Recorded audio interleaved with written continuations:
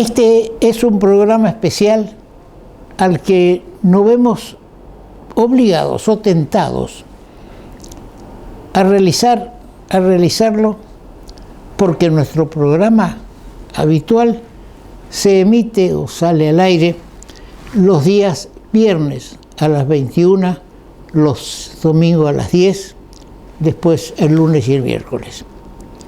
Pero resulta que el viernes a las 21, o mejor dicho, desde las 8 de la mañana, rige la veda electoral. ¿Qué es la veda electoral y cómo se la viola?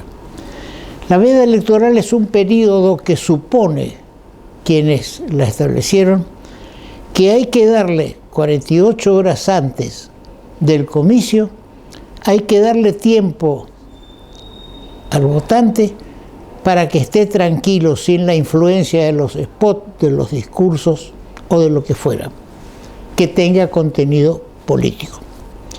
Es decir, que si nosotros grabábamos como de costumbre y salíamos el día viernes a las 21, estábamos violando la veda electoral. Ahora, si los periodistas y los políticos se tienen que abstener de hacer publicidad o de presentarse o de comentar hechos políticos, resulta que lo último que sale con política es el diario que se vende el día viernes antes de las 8 de la mañana.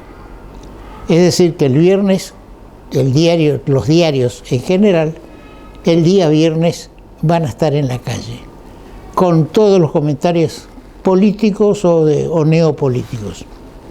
Pero yo no estoy de acuerdo con eso. No estoy de acuerdo porque los candidatos son los primeros que lo violan. ¿Y cómo? Preguntará usted que lo violan.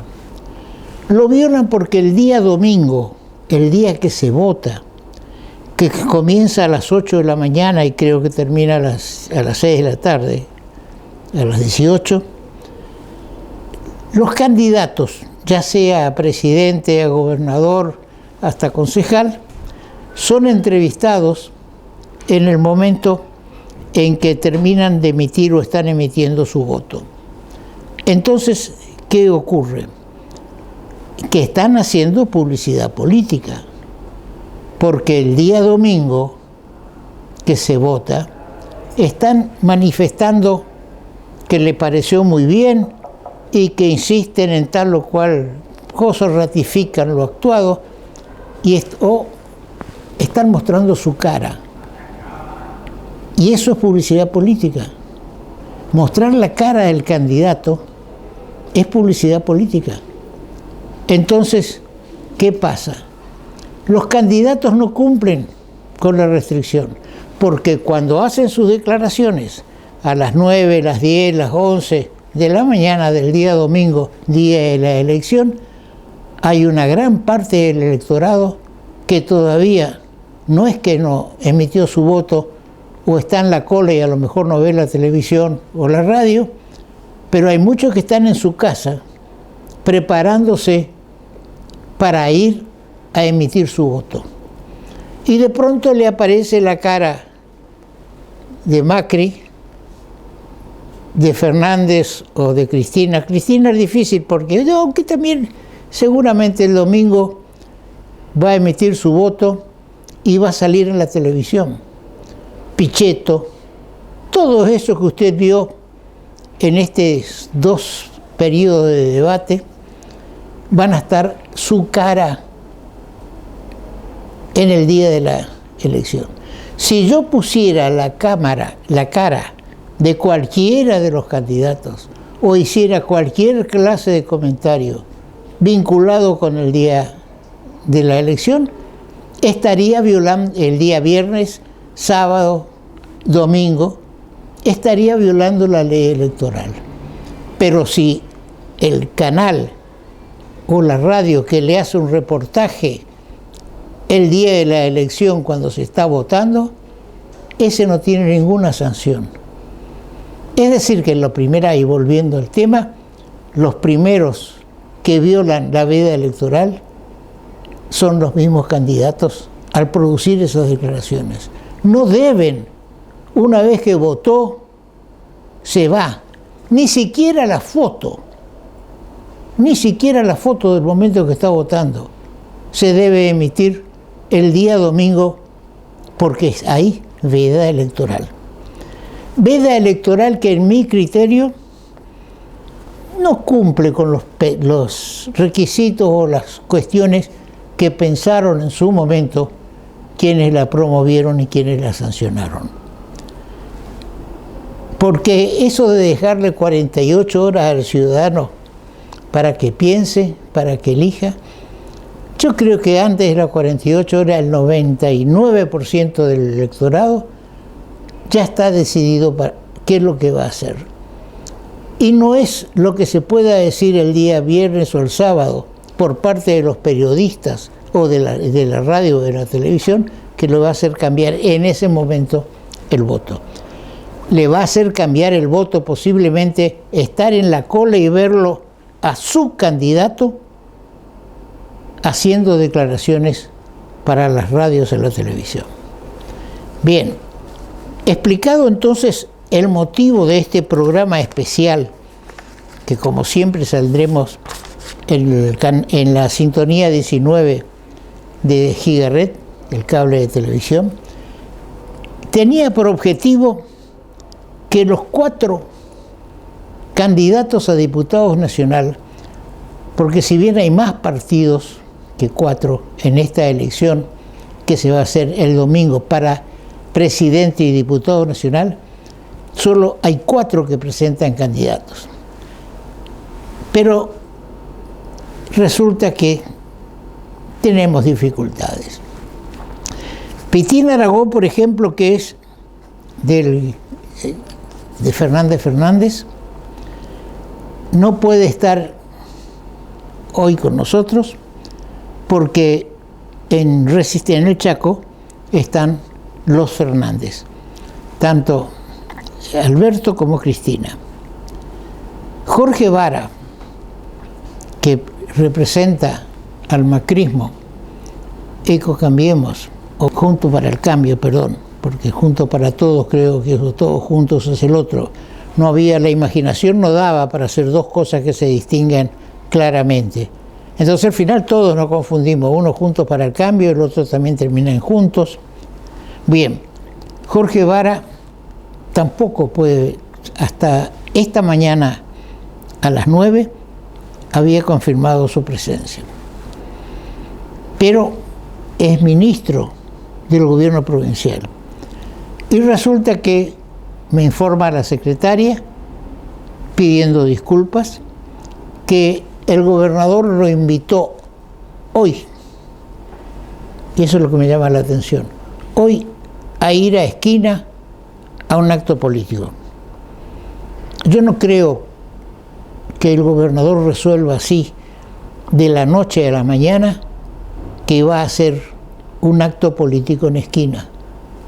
También Ingrid Jeter, que está en segundo lugar para diputada nacional, también se va en esa caravana o en ese grupo que, acompañando al gobernador de la provincia, va a hacer un acto político. Gabriel Romero, de Consenso Federal, tampoco pudo venir porque dice que está en campaña interna. Está bien. Lamentablemente, de los 4 nos quedó uno. Entonces, porque queríamos preguntarles qué piensa hacer si es electo diputado nacional una vez llegado al Congreso de la Nación en beneficio de la provincia de Corrientes. Porque estamos viendo, cansados, que nuestros representantes de la provincia de Corrientes que van al Senado o a la Cámara de Diputados, rara vez hacen un proyecto. rara vez hacen uso de la palabra y rara vez presentan realmente un proyecto, que para eso lo elegimos, pero tienen todas las ventajas que brinda ser diputado o senador nacional. Paco Achite, sí, suspendió actos en el interior para poder cumplir con nosotros y con ustedes, porque le vamos a preguntar a Paco qué piensa hacer para Corrientes en la eventualidad que sea electo diputado nacional. Aclarado nuestro objetivo, ¿por qué lo hacemos? Fundamentalmente porque creemos en la democracia y en la república. Y la democracia y la república se sustentan en el cambio de ideas. Y queríamos hacer algo parecido, como ya las elecciones provinciales ya se hicieron hace unos meses. Entonces queríamos que los diputados nacionales nos expliquen, ya si no es el día de hoy, ya prácticamente no podemos hacerlo más. Hoy es miércoles. Este programa se va a emitir o va a estar en el aire mañana jueves a las 23. Por razones técnicas, siempre tenemos que grabar casi unas 24 horas antes, porque nuestra grabación va a Buenos Aires, a la central de Gigaret, donde se lo acomoda y se lo incluye dentro de toda la cadena de Gigaret. Bien, ya está con nosotros el candidato a diputado nacional, Paco Achite. Hacemos un corte y seguimos.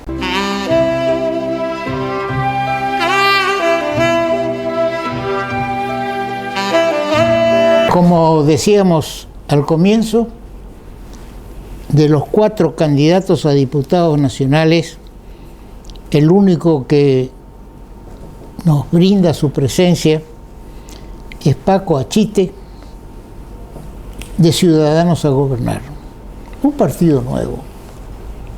Creo que es la segunda vez que va a participar de una contienda electoral. Bien, Paco, el programa se hizo para saber qué, suponiendo en el caso de estar en la banca, qué se hace, qué propondría para que pueda beneficiar a Corrientes y cuál es su concepto dentro de su partido. Candidato a presidente, ustedes tienen a Gómez Centurión. Así es, y a Cynthia Houghton de vicepresidenta. Sí, después vamos a comentar al final qué está pasando con el candidato a gobernador de la provincia de Buenos Aires.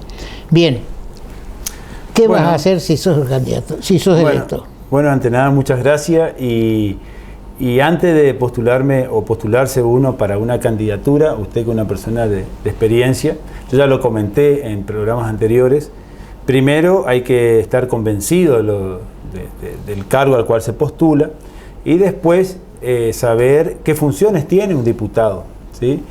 Y porque si no pasa a ser un mero trámite y ocupar un cargo porque sí.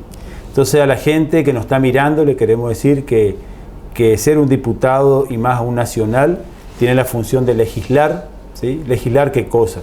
Proyectos, ejecutar proyectos, analizar proyectos ya realizados, modificarlos o presentar proyectos para su modificación. Tiene también la función de representar a la ciudadanía, pero cuando uno es candidato o es diputado nacional representa, por supuesto, en este caso a los ciudadanos de Corrientes, pero también en cada acto de gobierno, en cada procedimiento que haga en el Congreso de la Nación, también lo está representando al resto de los argentinos. O sea, no es poca la responsabilidad, porque pasa de salir de una provincia a todo un país, ¿sí? Y la otra gran función es fiscalizar. Bueno, y acá hay el gran bache, porque cuando uno es electo legislador, tenés que fiscalizar ¿qué cosa? Fiscalizar los actos de gobierno, pero también fiscalizar a las autoridades públicas. Y bueno, es acá donde uno tiene que tener la independencia con respecto al gobierno nacional y al resto de los pares, porque o si no, eso obligaría a ser obsecuente y a no presentar proyectos, claro, pero tampoco poder investigar actos de gobierno, ¿no es cierto? Cuando uno está muy vinculado, en caso, por ejemplo, al presidente. Por eso, siempre cuando uno va a ocupar un cargo, primero tiene que saber la función, y esto es importante. ¿Tu plataforma cuál sería? La plataforma que nosotros tenemos, cuando nos dicen, ¿y ustedes qué le diferencia a los otros partidos? Nosotros queremos presentar propuestas. El otro día escuchaba el debate presidencial, por ejemplo, y yo decía, tanto se gasta porque eso es plata pública que se está gastando para emitir en un programa televisivo, el gasto que es de millones de pesos, para que no se escuchen propuestas, ¿sí? Sino que se escuche una ida y vuelta entre ciertos candidatos. Esa es otra de las cosas fundamentales que un candidato debe tener, que es lo que dice el doctor, una plataforma de gobierno. Y la plataforma debe incluir varios ejes. Nosotros, como les decía hoy, ¿qué nos diferencia del resto? Que nosotros todos, absolutamente todos los proyectos que tenemos en marcha son de una perspectiva de familia. Es por eso que el primer proyecto que yo tengo es el de proponer que el Ministerio de Salud, que ahora ha devenido a Secretaría, que lo quieren volver al Ministerio de Salud, o el Ministerio de Desarrollo Social, se pase a llamar en conjunto Ministerio de Familia, de Salud y Desarrollo Social. Y es importante incluir la palabra familia, porque fíjense que acá dentro de ese proyecto hay 10 proyectos más, algunos tendientes a qué, por ejemplo, a ver qué funciones tiene a promocionar desde el punto de vista legal, la implicancia legal con respecto a las familias. Existen normas legales reglamentarias que afectan a la familia, que no se están cumpliendo. También dentro de ese ministerio hay que realizar estudios, investigaciones, relevamiento sobre la realidad de la familia, porque solamente esto lo vemos cuando se hace un censo, por ejemplo, pero esto tiene que ser en proceso, en forma permanente. Ese ministerio también va a tener como función ejecutar medidas preventivas para ayudar a superar las crisis familiares. Promocionar, tenemos la legislación en apoyo a la familia con necesidades especiales, pero también hay que fomentar toda aquella asociación y fundaciones que se ocupen de la capacitación familiar y plan de recursos públicos dedicado a apoyar a la familia. Miren, hay algo que no se tiene en cuenta. Hoy las familias están viviendo conflictos internos importantes.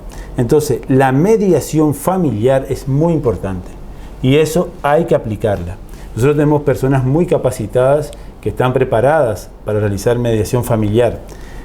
¿Cuál es el objetivo de esto? Es de promover la estabilidad y una cohesión familiar, que es lo que hoy estamos viendo lo contrario, una disociación en las familias, para que favorezca ¿qué cosa? Prevención, mediación, resolución de crisis y conflictos familiares. Cuando uno habla de este tipo de familia, yo siempre resalto, y lo tengo en mis proyectos en negrilla, y dice que voy a defender a la vida desde su concepción hasta los últimos días de la muerte natural. Es por eso que dentro de todos mis proyectos, que lo presentaré de ser electo diputado nacional, van a ser tendientes a eliminar todos los plexos normativos, todas las leyes o protocolos que impongan o quieran imponer el aborto en la Argentina. Pero también, cuando uno habla de familia, hay que proteger a los integrantes. Y dentro de esos integrantes todos son vulnerables.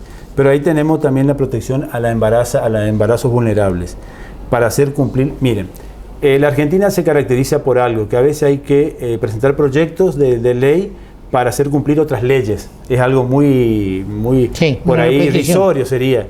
Usted que hace la parte jurídica, usted dice, si hay una ley con herramientas que le protejan a la mujer embarazadas vulnerables, no se está cumpliendo, entonces yo tengo que presentar un proyecto para hacer cumplir la ley vigente de protección a embarazadas vulnerables.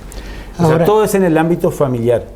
Ahora, que digamos, otros puntos, porque que tendríamos que, por ejemplo, que tendría que qué requisitos, aparte de los legales o constitucionales, debería tener o cumplir para la ciudadanía un candidato a diputado nacional. Bueno, a ver, Están los requisitos que son los básicos, la mayoría de edad, que claro, son claro. el registro de acá. Pero otros de los requisitos que hoy la ley cumple, está solicitando. Nosotros dentro de nuestro proyecto hablamos mucho de lo que se llama gobierno transparente, la transparencia del Estado. Y ahí nos incluye a nosotros también, a los candidatos.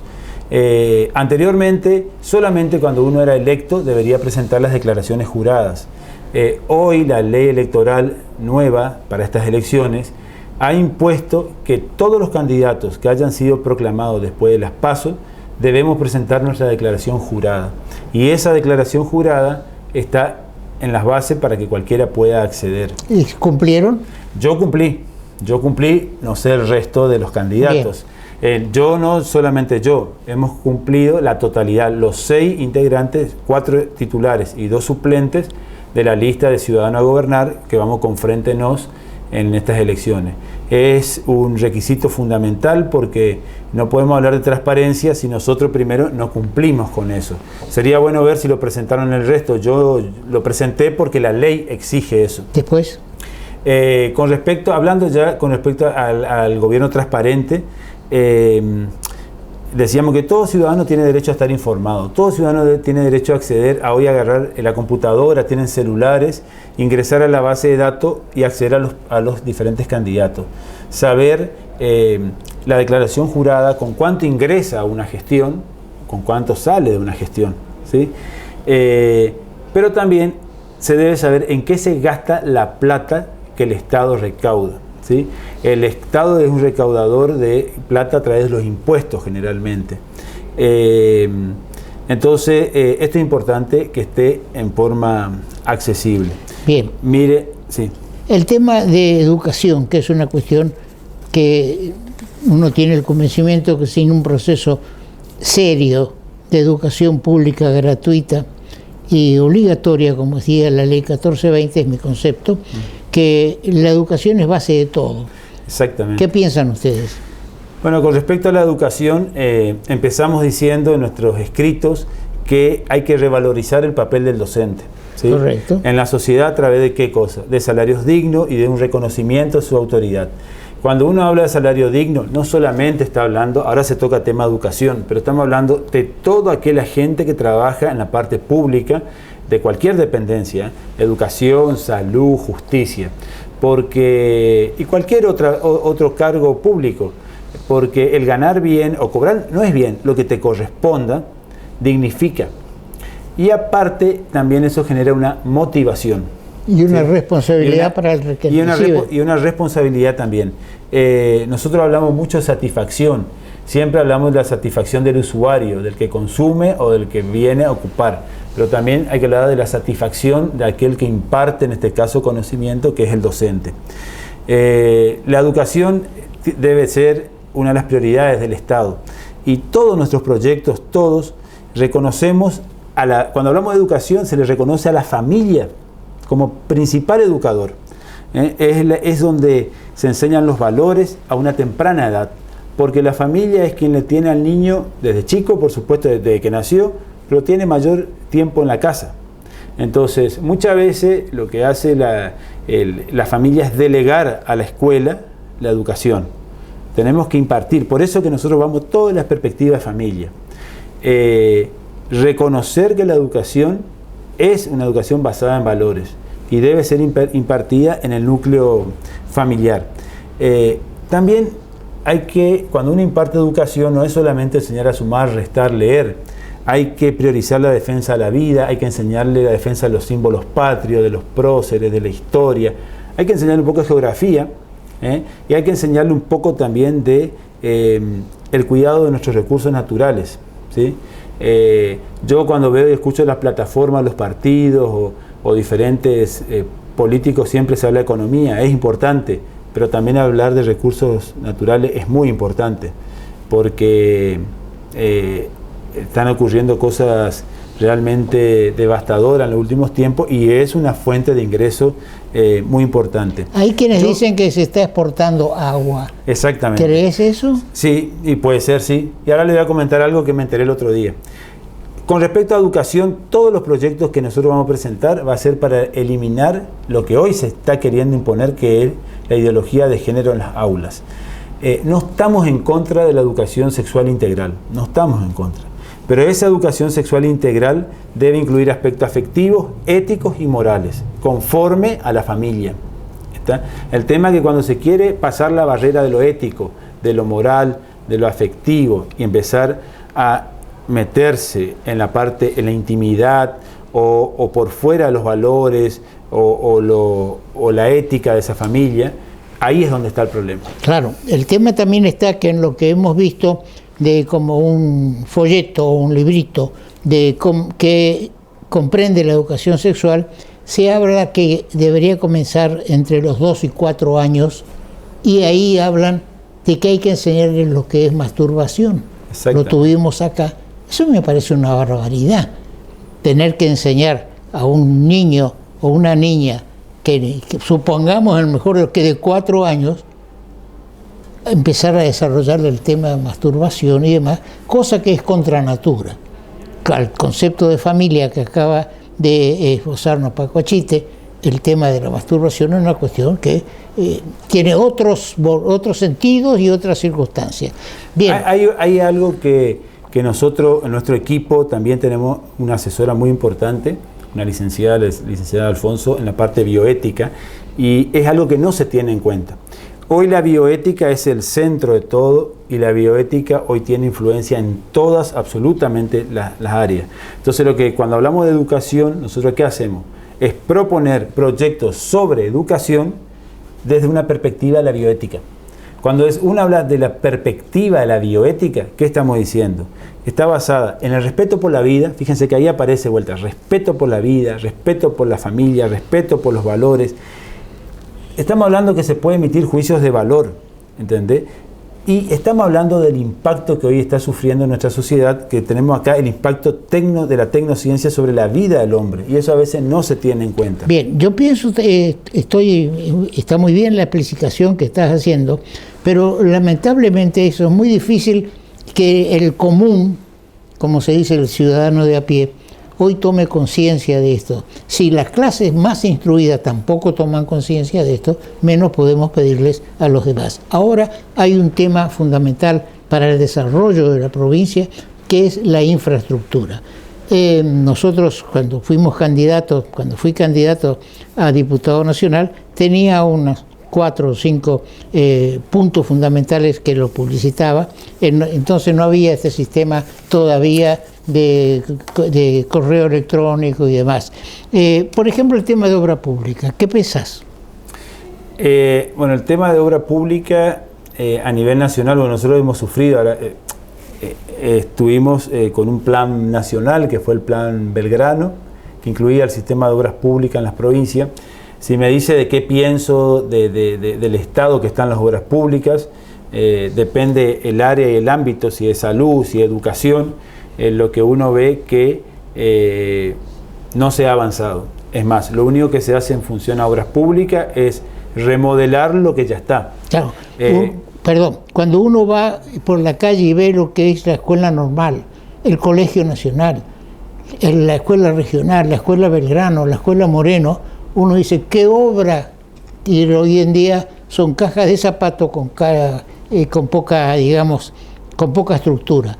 Ahora, dentro de este tema de la infraestructura hay algo que tanto a Corrientes como para el Chaco, donde también se ve nuestro programa, que es el tema del segundo puente Corrientes-Chaco, que también están los Rotary Club desarrollando este tema, pero que en mi criterio no hay que plantearlo más como un puente Corrientes-Chaco, sino como el puente de la carretera continental, es decir, que va a unir el Atlántico con el Pacífico. ¿Cuál es tu posición sobre esto? Bueno, todo lo que sea conexiones, puentes, todo lo que sean vías navegables, todo lo que sea en ferrocarril, lo único que hace es hacer avanzar a la región y crecer. Nosotros no entendemos el porqué.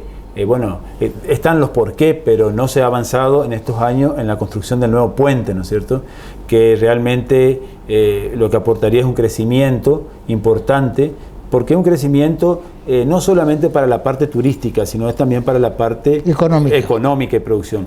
Yo el otro día, cuando se habla de la parte económica, y te voy a sintetizar un poco esto, es que el Estado, ¿qué es lo que está ocurriendo en el Estado?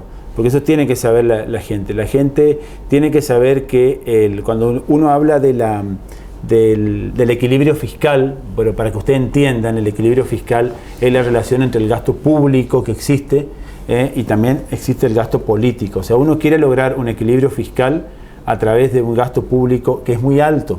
¿Cómo se recauda eso? A través del cobro de impuestos. Pero ¿para qué nos cobran los impuestos? Para mantener el gasto político que está habiendo de la clase política, de lo que cobran los diputados, los senadores, los asesores de los diputados, los senadores y los viáticos. Por eso que uno de los proyectos principales míos, que es reducción al 50% de todo lo que sea gasto político, que eso hay que presentarlo en el Congreso de la Nación, incluye sueldos, incluye asesores, incluye pasajes que se venden. El pasaje es un gran negociado. Yo digo, si a vos te dan 20 pasajes y liberar a la sociedad que tanta gente necesita para trasladar personas enfermas. La parte económica es algo que hay que reactivar. Esta provincia es una provincia que vive más del 70% son empleados públicos y se abre. Hoy hablamos de infraestructura, pero después hablamos de la parte de producción, el crecimiento, se cierra una fábrica y se abre otra fábrica. Es decir, que no estamos teniendo un crecimiento exponencial, sino siempre estamos en la meseta o para abajo. Se cierra Mazalín y se abre el frigorífico Muralla China. Exactamente, y lo que tenemos que nosotros incentivar es los productores, por ejemplo, son las pymes.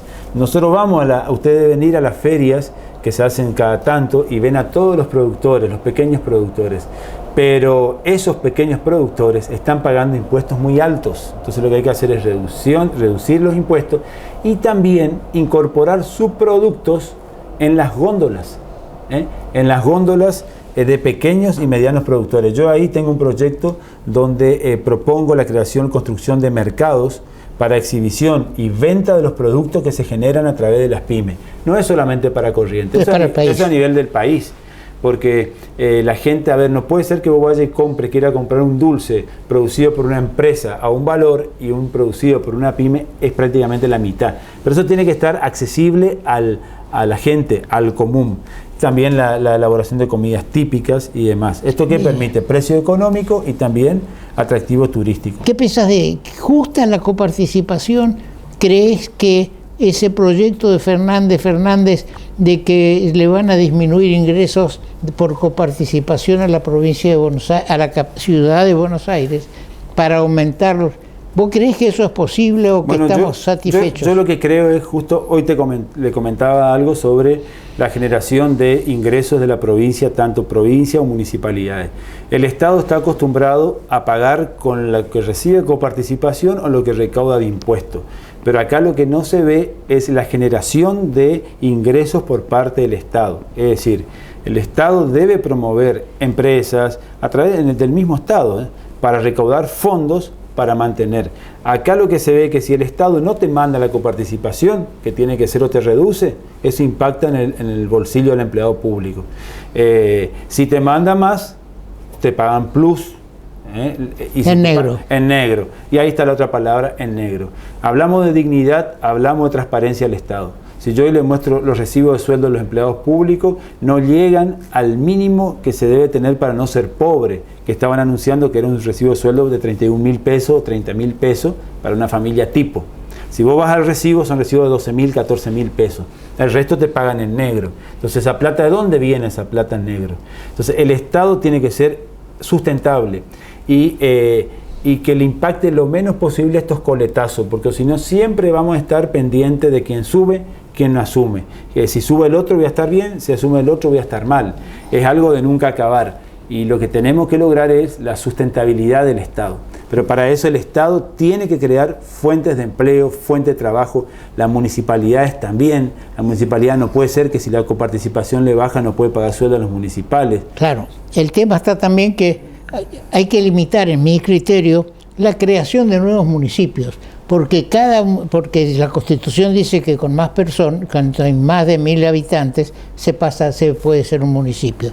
Pero un municipio implica la parte del intendente, el viceintendente, los concejales, y de los 1.500 van a estar empleados en el tema este.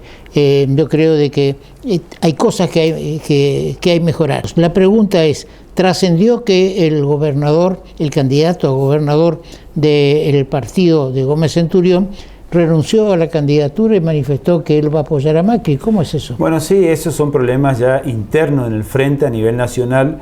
Este candidato se ha pronunciado y ha dicho que él es peronista.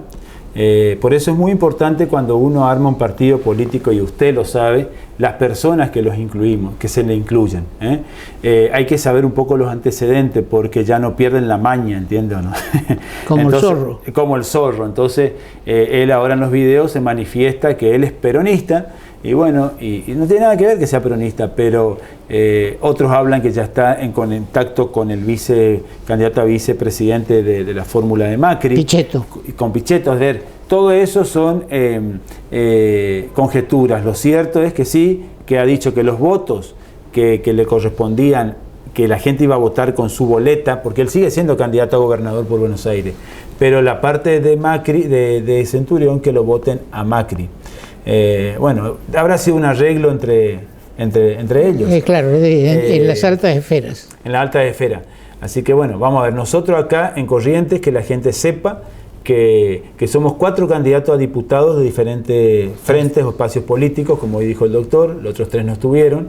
Y bueno, y nuestro espacio representa a estos principios que antes habíamos mencionado, a la vida, a la familia, a los valores, también los proyectos vinculados al trabajo, a la educación, todo lo que hablamos anteriormente, al cuidado del medio ambiente, a la justicia, a la transparencia del Estado.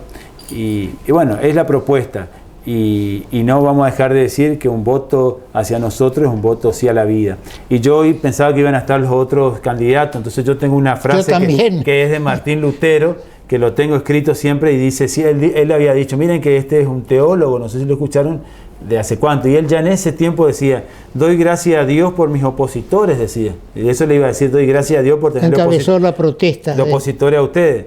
Pues ellos, le iba a decir, me han inclinado a buscar más ardientemente a Cristo en las Escrituras, porque es cierto, está todo escrito, doctor, absolutamente todo escrito está en la Biblia. Y a mí cuando por ahí me quieren cuestionar o me preguntan y me dicen, ¿por qué estás en contra del aborto? Y le digo, porque es sencillo, está escrito en la Escritura que no hay que matar.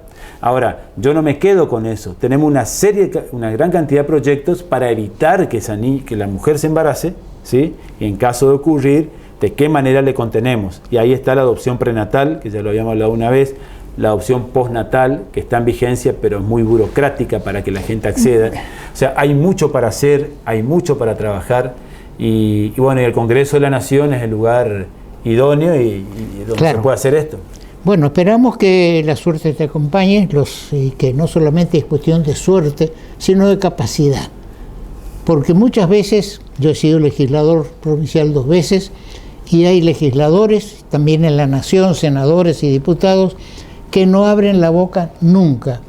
Por eso yo felicitaba a la Junior Chamber International, que es un capítulo que reúne a jóvenes, del cual fui fundador y presidente del capítulo nacional, y también al Rotary Club de Curuzucoatiá, que está desarrollando procesos de oratoria, que espero que les sirva a aquellos candidatos que van, se sientan, porque ¿cómo se forma el quórum en el Congreso Nacional? Es automático, es decir, uno se sienta y se prende una lamparita que el diputado fulano está, se levanta y desaparece la lamparita. Entonces se dice, jocosamente, que se vota con la cola. Esperemos que eso no ocurra más. Muchas gracias. No, gracias a ustedes, y esperemos que la gente nos acompañe el 27 de octubre. Muy bien. Es la lista 216 que va con el Frente Nos. No tenemos acá, pero ahí le vamos a pasar que la muestre. Cuando dice votanos. Votanos. Muy bien, muchas gracias. Gracias a ustedes. Un corte.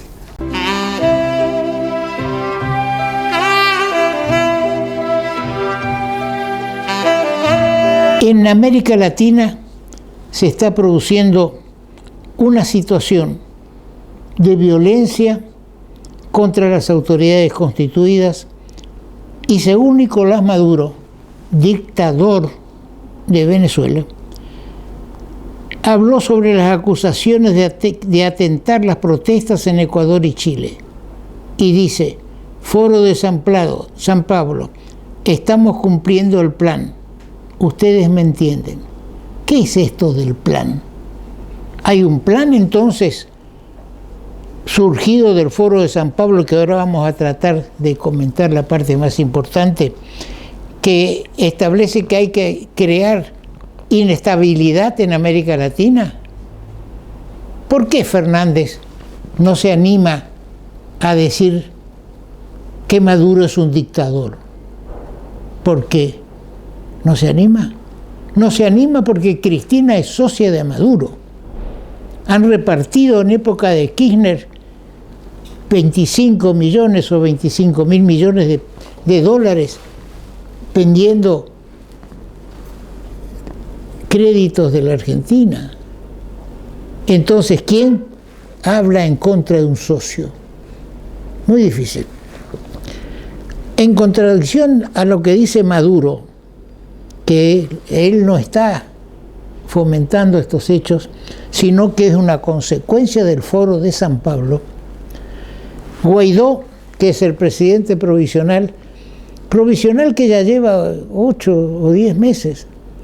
Si en algún momento alguien pensó, Estados Unidos en su caso, entrar por la fuerza en Venezuela, tuvo que haberlo hecho en su momento, antes que tanto Rusia como China equipen a las Fuerzas Armadas de Venezuela de una forma que se vuelva a repetir lo de la década de Kennedy y Khrushchev, cuando Cuba, se estaban bajando en Cuba los misiles para poder atacar a Estados Unidos, y casi fuimos a una guerra mundial. Y yo no sé, hago un razonamiento, parece absurdo. Demos gracias a la existencia de bombas atómicas. En mi criterio, si no hubiera existido una bomba atómica, en que hay una decena de países que tienen bombas atómicas desarrolladas y otros que están desarrollando, como el caso de Irán, todos tienen miedo de un conflicto armado grande porque tienen miedo a las bombas atómicas. Una cosa es pelear de infantería, aunque en el mar o en aeronáutica, si se teme que el otro, si yo le tiro la bomba atómica, el otro me la va a tirar a mí. En segundos pasa eso. Entonces estamos discutiendo, pero no actuando. Juan Guaidó dice, Nicolás Maduro financia las protestas y el vandalismo en los países latinoamericanos para desestabilizar la región. Entonces, hay un razonamiento. Venezuela está pasando hambre, no hay medicamentos, los venezolanos emigran a distintos lugares, especialmente dentro de América Latina y también en la Argentina. Acá tenemos venezolanos. En Curuzucuaté hay médicos venezolanos. Y entonces, ¿de dónde sale esa plata? De la plata que acumuló Maduro de sus negocios con los narcotraficantes. Y ahora ya hasta Rusia ya le mandó una flota aérea de última generación. Y los analistas militares dicen que en el caso de Colombia versus Venezuela, Colombia tiene una mejor infantería, tiene muchos más soldados que los que puede tener Venezuela. Pero Venezuela tiene en la flota aérea que le mandó Rusia, los últimos aviones de guerra producidos en Rusia están hoy en Venezuela. Es decir, que tratar de hablar, presumir que se va a poder entrar por la fuerza en Venezuela, cometen un error. Por eso Fernández, Alberto, aclaremos porque el otro Alberto no pudo ser concejal en un balneario de Buenos Aires, que Alberto Fernández dice que no va a hacer cosa que mandemos tropas a Venezuela. No, las tropas hoy en día La infantería se dice que es la reina de las batallas. ¿Por qué? Porque uno puede devastar toda una región, pero hay que ir a tomarla. ¿Y quién la toma? La infantería. Pero hoy estamos en una situación muy difícil y a nadie creo que se le ocurra hoy en día, y sería malo para la democracia y para la república que desde este programa defendemos, que hubiera una intervención armada. Todos hablan del Foro de San Pablo, hasta los diarios nacionales, no solamente lo que nos recibimos por internet, nos hablan del Foro de San Pablo. ¿Y qué es el Foro de San Pablo? Yo descubrí que hay un Foro de San Pablo a raíz de estas últimas publicaciones. Ustedes vieron lo que pasa en Chile, lo que pasa y sigue pasando. Los destrozos, se puede manifestar, como le dijo un capitán del ejército chileno, protesten todo lo que quieran, pero no hagan destrozos porque vamos a intervenir. Ni aún así se está pudiendo parar el tema. El Foro de San Pablo, que se está agitando, hizo una declaración final del 24 encuentros del Foro de San Pablo del 15 al 17 de julio del 2018. ¿Dónde se hizo? En La Habana, Cuba, donde va asiduamente la candidata a vicepresidenta de la Nación, junto con Fernández, con el pretexto de que la hija necesita asistencia médica. ¿Usted cree que en Cuba, donde falta de todo, hay mejor medicina que en la ciudad de Buenos Aires? Lo que pasa es que hasta el día de hoy no entiendo por qué con el poder que tiene, tendrá o no en el futuro, Cristina no la pudo poner de candidata a diputada nacional a su hija en algún lugar de la Argentina. Y con eso le daba fueros y volvíamos fueros la madre, el hijo y la hija no. Algo está pasando dentro del esquema familiar.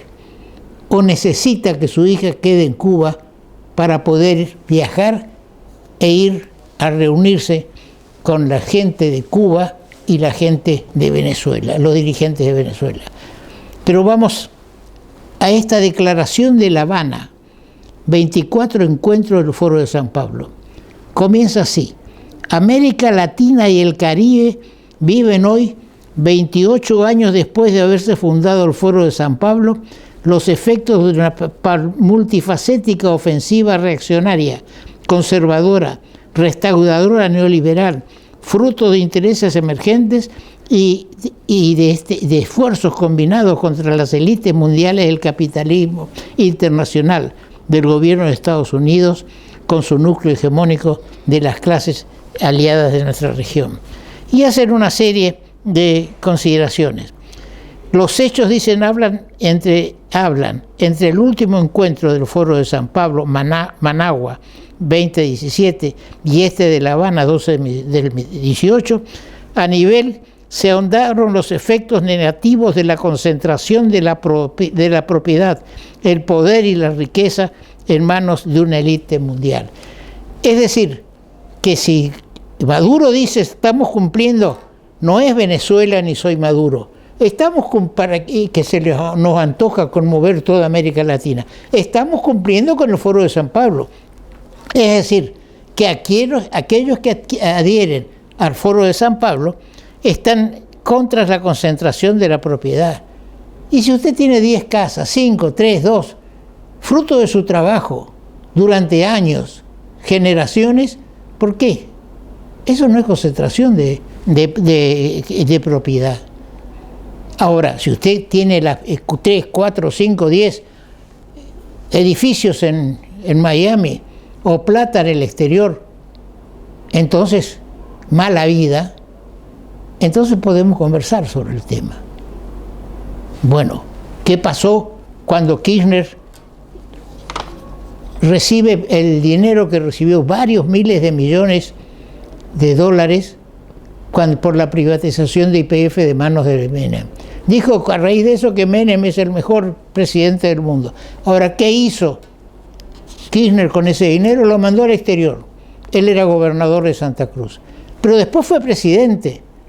Y él dijo que le preguntaron, yo llevé la plata al exterior porque no tenía confianza en la economía del país. Y él era el presidente. Ahora, si el presidente no tiene confianza en el país y lleva su dinero afuera, entonces, ¿qué podemos hacer los ciudadanos de a pie o los que no tenemos tantos recursos como tienen los que gobiernan o gobernaban? Y también los que gobernaban hasta hace muy poco. Nicolás Dujovne declara ante la AFIP $2 millones en el exterior. Entonces, si los que manejan la economía llevan su plata, no le pidamos a los inversores del mundo que vengan y que traigan la plata. Porque lo primero que le van a decir es, ¿por qué no traen ustedes su plata que está en el exterior y la ponen a mover?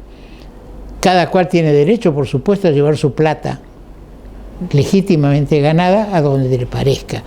Pero suena mal que los dirigentes tengan sus fondos en el exterior. En esta declaración, que tiene 6 páginas, se lee lo siguiente: convocamos en defensa de la paz, advertimos, concluimos que se impone un ejercicio práctico del internacionalismo mutuo entre todas las fuerzas de izquierda de América Latina y el Caribe, Asia, África, Europa y América del Norte. Observamos, otro párrafo, y me toca directamente, y a todos los que como yo somos de religión judía, practiquemos o no practiquemos la religión. Observamos con preocupación, dice la Declaración de San Pablo, cómo la derecha imperial opera en forma concertada en el Consejo de Seguridad de la ONU a favor del sionismo en Medio Oriente. ¿Qué es el sionismo?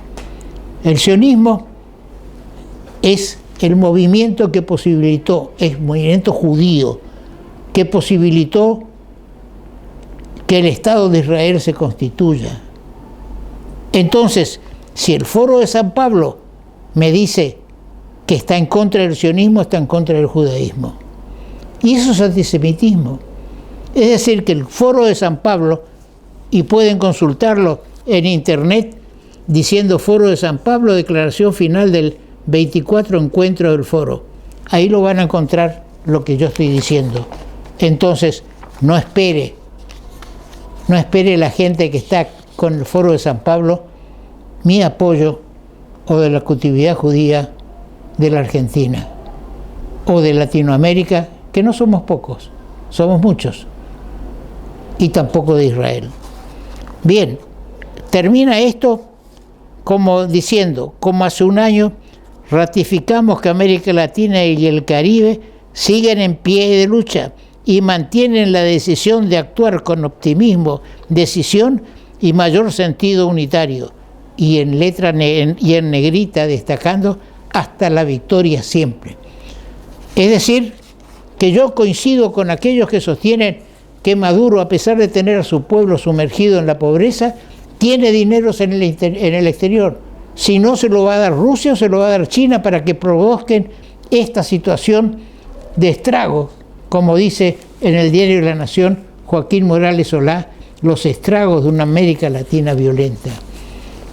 Ahora me corresponde, con poco tiempo tal vez, hacer un pequeño análisis de los resultados de las elecciones en el 2015 y las de 2019.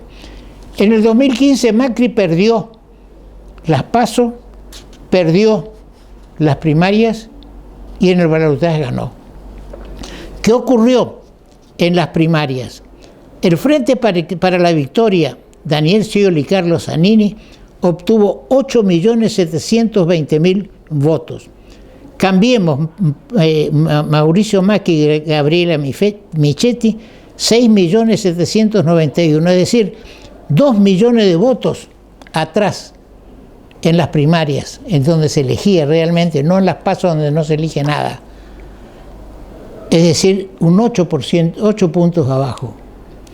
Yo veo lo siguiente: vamos hacia un balotaje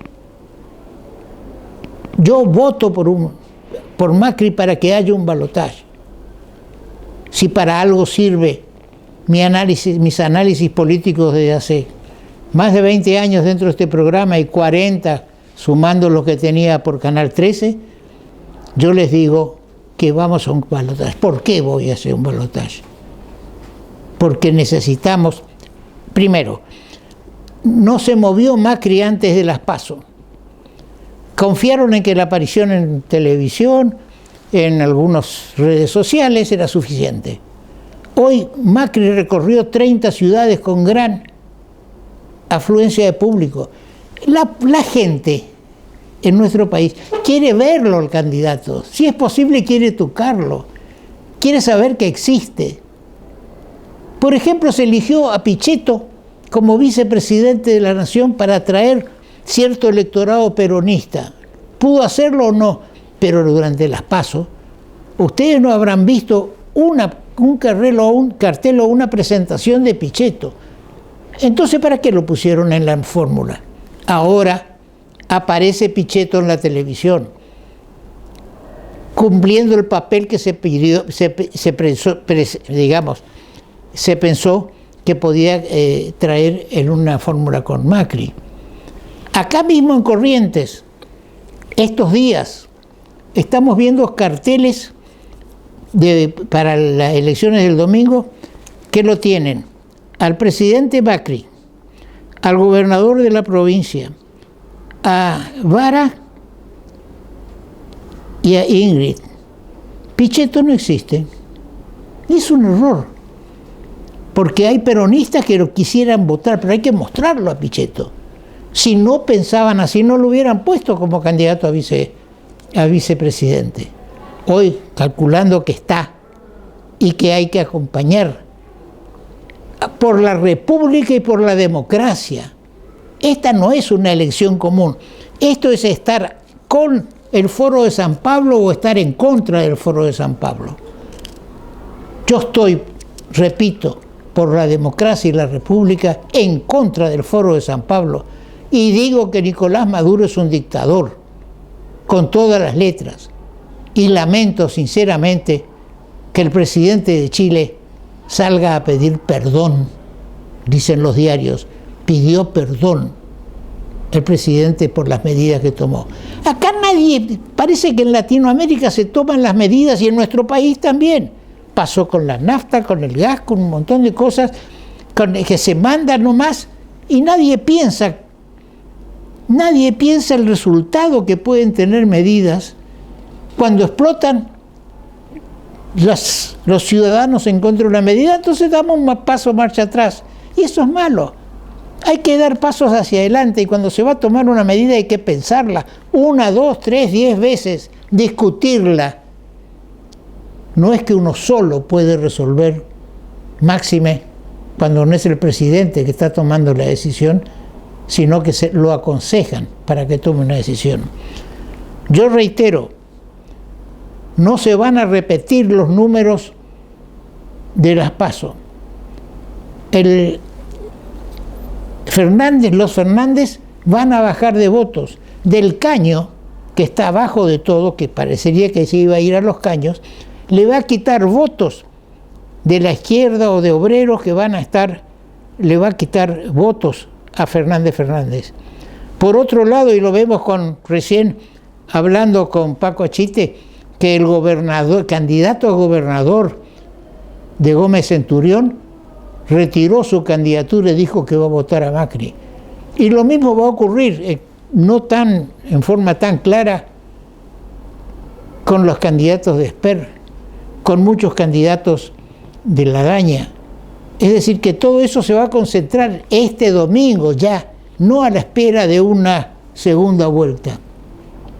Yo hace un tiempo, cuando empezó la Baña a moverse, escribí un artículo publicado en El Litoral donde digo, la Baña ya perdió. Y me acuerdo que hace 20 años fue candidato y entonces que perdió. Con los mismos aliados que se presenta ahora y que se fue quedando únicamente con el gobernador de Salta. Eso no alcanza para nada, sino para perturbar el éxito de la democracia y la república que y votando a Macri, Pichetto.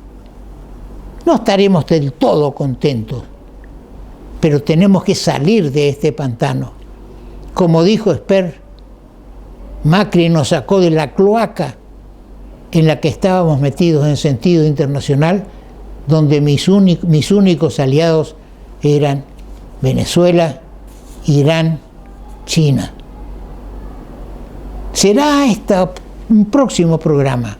Ya entonces, terminada la veda, volveremos a los horarios normales de nuestro programa, las provincias también existen, en que vamos a analizar el resultado de esta elección, que esperamos no sea la última y que tengamos oportunidad en un balotaje de elegir realmente, que todos elijamos entre Alberto Fernández, Cristina Kirchner y Macri, Pichetto.